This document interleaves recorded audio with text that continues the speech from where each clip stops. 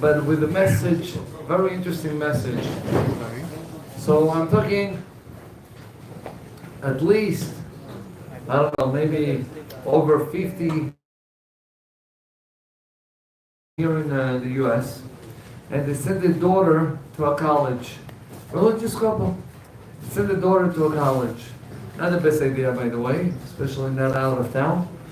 And they sent the daughter to college, and unfortunately, they started getting the news that their daughter got into drugs. Rahmanan Litzlan. Got into drugs, and she got addicted. And they tried here and there. There was absolutely no way to convince her to stop.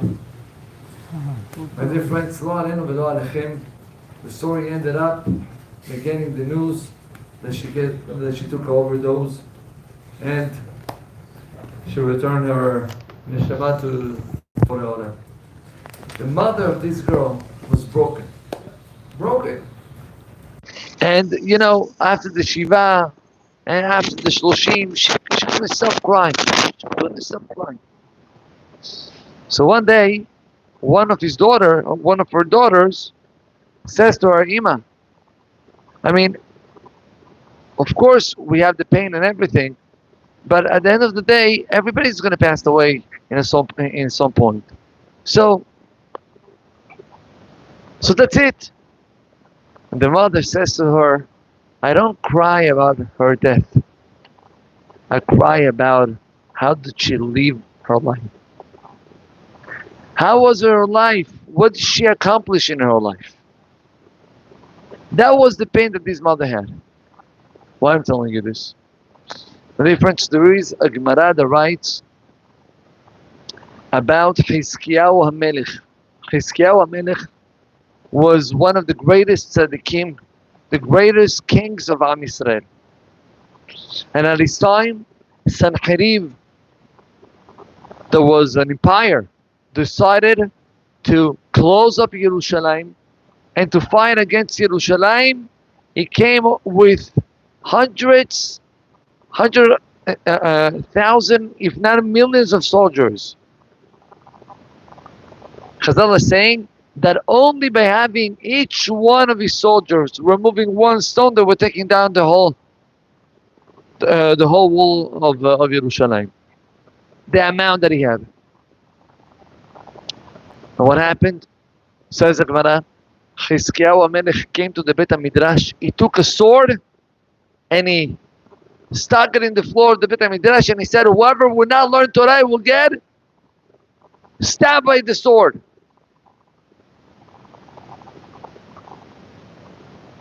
The end of the story was that Chizkiyahu went to sleep, and HaKadosh Baruch Hu made a miracle, and Borei Olam opened up the skies for the Goyim to hear the song of the Malachim, of the angels.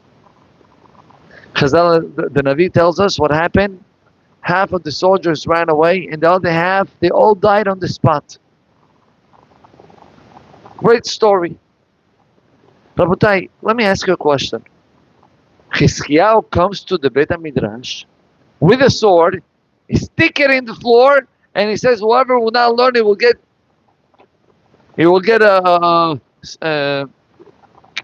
killed, whatever. Yeah, he will get damaged by the sword. You go to the Beit Midrash for that? Go to the disco. Go to the bars. Not to the Beit Midrash. Beit Midrash people are learning anyways. Rabotai, the message, it's a very strong message that we have to take to ourselves. People in the disco and people out there that are lost, they're lost. Of course, we don't give up. But their chances are much harder. But listen to this.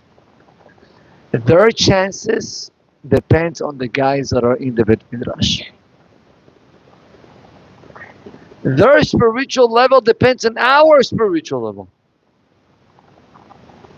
We as people that come every single day to Shul, Baruch Hashem, that we pray, that we come to a Shiur Torah, that we fulfill Torah and mitzvot, We should know that we have the power and the strength to bring that strength of spirituality to the people that are far away. And that's why Hiskiyahu said, if you guys are not going to be the strongest in your learning, and you're not going to spend all your energy for that, we have no chance with all these goyim and all these things that are going around us. It's in our hands. And that's why when it comes to us, there are situations that we need tefillot, that we need zechuyot. What do? We go to Batei Knesiyot, we pray more. You come, people that are learning, they learn for refuah shlema, for le'ilun ishma, for the protection, for the this, for the that. Why? Because we know that everything is in our hands. It's in our hands. Since the beginning of the war in Israel, a lot of people, they said, listen, what can I do? I wish I was living in Israel, going to fight. You have to go to fight. You have to go to fight. Stay and increase your tefillot. Increase your learning of Torah. Baruch Hashem, today here, especially here in Miami, people are coming, either guys that are coming for vacation or guys that are living here. I can sign you up that you have enough time to spend another half an hour of learning Torah. I don't think there is one in the whole entire shul that I can say, you know what, he's patur. Half an hour, we all have that. Our half an hour of Torah can change completely the decree. I just want to tell you something. This past Shabbat, there were 3 people that got released from hostage. One of them, Mechira, that I don't remember the last name, Alexander, his last name I forgot, is a Russian Jew or Ukrainian Jew. When the attack happened, his mother got saved. He was kidnapped. He was taken as a hostage to Gaza. They had absolutely no information about him. Nothing. Now, Rabotai, the mother of this young boy, she's originally from Russia, like I told you. And she said that if that happened to her, and she really wants to see Yeshuot, she has to change. She has to change. She didn't grow up religious. She's over 50. She lived in a kibbutz. You know what that means? This woman, throughout all this year and a half, didn't stop 1 minute of asking from Am Yisrael to do tefillot, afrashat chalal, going to the kotel. She went to all the gedolim, all the rabbanim that there is. She herself started to keep up Shabbat, tzniut, everything. They even ask her. They said, listen, but there is a chance, lo alenu. She says, I'm doing the right thing regardless. Regardless. Of course, I want to see my son, but I'm doing the right thing regardless.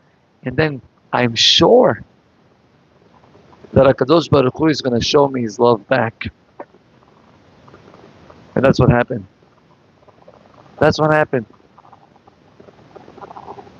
We have the strength throughout our Avodat Hashem to make us a change. I'll just finish with this. There was a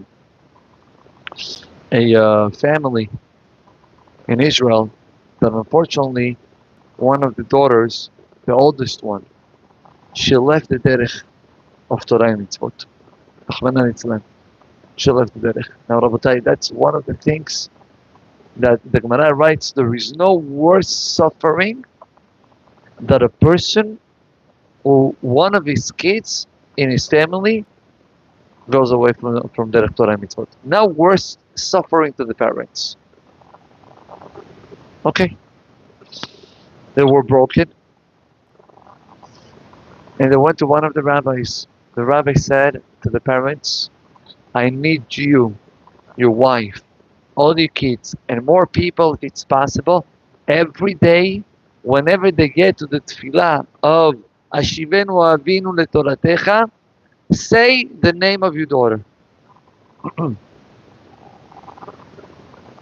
know, this gula, it's written, I'm not sure if it's the Ben Ish Chai that writes it down. He says that on Elul, the whole month of Elul, pray and add a name of somebody that is far away from Torah mitzvot, say his name on the Beracha Vashivenu Avinu Letoratecha every single day from the beginning of Elul until after Yom Kippur. You will see Yeshuot. So this rabbi told them, try to get as much as people possible to recite his name, to say his name in Ashivenu Avinu Letoratecha. To make the long story short, a couple of months later, they get a phone call. Was their daughter. Mom, I'm coming back. So what happened? I don't know. That's not my place. I don't know. I have a strange feeling. It's not. I miss Shabbat. I miss Torah, Divrei Torah in the Shabbat table. Suddenly, no rabbi that came over to her, no shiur that she heard. A feeling that she got from inside. That's our strength. En kochenu ela bapeh, rabotai. Our strength is our mouth of Torah, our mouth of tefillah. Let's take advantage. Let's not give up. Let's increase in our avodat Hashem, and without any doubt, we will see Yeshuot and Nechamot. Amen. Rabbi Hananel ben Akashah אומר, רצה הקדוש ברוך הוא לזכות את ישראל לפיכך